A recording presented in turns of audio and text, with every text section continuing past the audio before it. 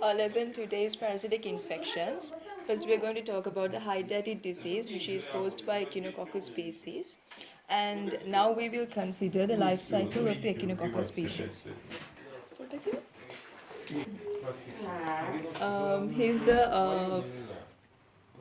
the first host, one of the permanent hosts. He's a carnivore, so an animal like a dog, wolf, and so on. And then we have the transient host over here, which is a herbivore, sheep, cows, and all those animals.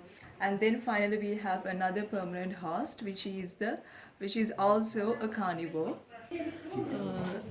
The first permanent host, who is a carnivore, is already infected by this parasite, and so the adult flukes are living in his GIT system, and the adult flukes will be laying eggs, and these eggs will be defecated through the feces of the first permanent host. And then the transient host, which is a herbivore, will be feeding on the grass, which is contaminated by these feces of the first host.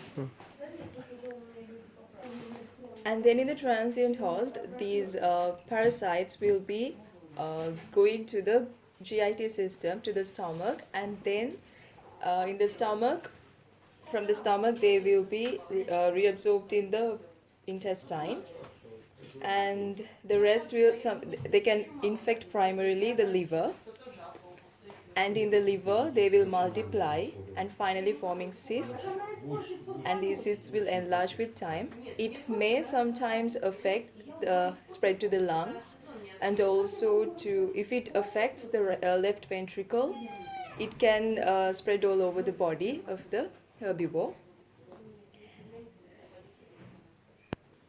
When the liver is infected, there is the formation of hydatid cysts, which may sometimes rupture, and it can sometimes spread to the lungs, and also if it affects the left ventricle, it can pass to all over the body, infecting the whole body of the sheep.